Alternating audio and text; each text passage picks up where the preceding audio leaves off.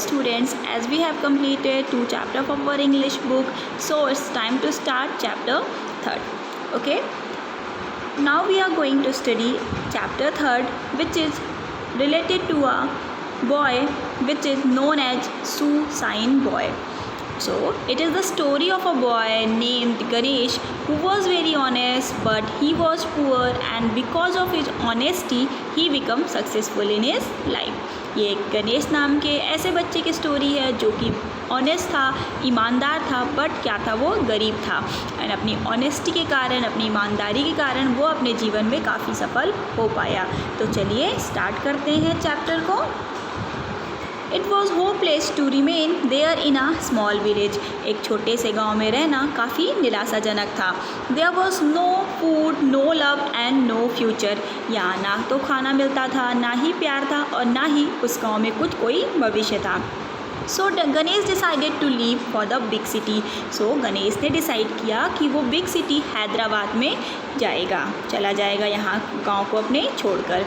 Maybe afterwards, one by one, he could take his family also there. शायद कुछ समय के बाद वो अपने फैमिली को भी वहाँ पर एक एक करके ले जा सके. He just could not see the hunger and torture of his family faced. Torture का मतलब सफरिंग, मतलब जब किसी चीज़ से हम गुजर रहते हैं, जब हमें बहुत दुख मिलता है. ओके, तो वो अपनी फैमिली को इस तरह भूख से और किसी भी तरह के सफ़र करने से, पीड़ा से को फेस करता हुआ नहीं देख सकता था. So one fine day Ganesh simply ran away. So एक दिन क्या किया, उसने घर से भाग गया. That was 4 years ago. ये जो बात है, ये 4 साल पहले की बात है. He was only 11 then. तब वो केवल 11 साल का था. From the day he left his house. जिस दिन से उसने अपने घर को छोड़ा, Ganesh had a difficult time. Ganesh ने काफ़ी बुरा समय देखा. In the beginning he had no food and no shelter. शुरुआत में उसके पास ना तो खाना था और ना ही कोई रहने का स्थान था. Okay, no one cared for him. उसकी कोई भी केयर करने वाला नहीं था. He hated begging. भीख मांगना उसे बिल्कुल भी पसंद नहीं था. वो भीख मांगने वाले लोगों से या भीख मांगने से काफ़ी नफरत करता था. So he clean cars and floors of shops. तो उसने क्या काम करना स्टार्ट किया, कार की क्लीनिंग करने स्टार्ट की, कार को साफ़ करना स्टार्ट किया. जितने भी दुकानें थी जहाँ उसे काम मिलता था, वहाँ उसने फ्लोर्स को, फर्श को क्लीन करना स्टार्ट किया. And serve at the food stall. और जो फूड स्टॉल होते हैं, जैसे फूड ठेले वगैरह लगे होते हैं, वहाँ पे उन्होंने अपनी सेवाएं देना शुरू कर दिया. He did what ever he could do honestly for his survival.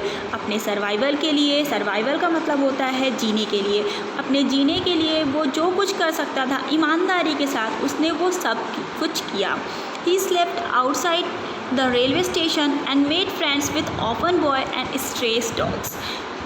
वो हमेशा क्या करता था, कहाँ सोया करता था, घर रहने के लिए तो घर था ही नहीं, तो वो रेलवे स्टेशन के बाहर सोता था. और उसके फ्रेंड्स कौन थे, ऑर्फन बॉयज़. ऑर्फन बॉयज़ का मतलब होता है boys who had no parents. ऐसे बच्चे जिनके पेरेंट्स नहीं होते हैं, वो ऑर्फन बॉयज़ कहलाते हैं. एंड स्ट्रेस डॉग मतलब जो स्ट्रीट पे कुत्ते होते हैं, गली के कुत्ते जिसे हम कहते हैं, उनको अपना दोस्त उसने बनाया. Slowly he started borrowing shoe polish kits. धीरे धीरे क्या किया उसने, शू पॉलिश किट्स स्टार्ट किया बोरो करना, उधार लेना फ्रॉम हिज फ्रेंड्स.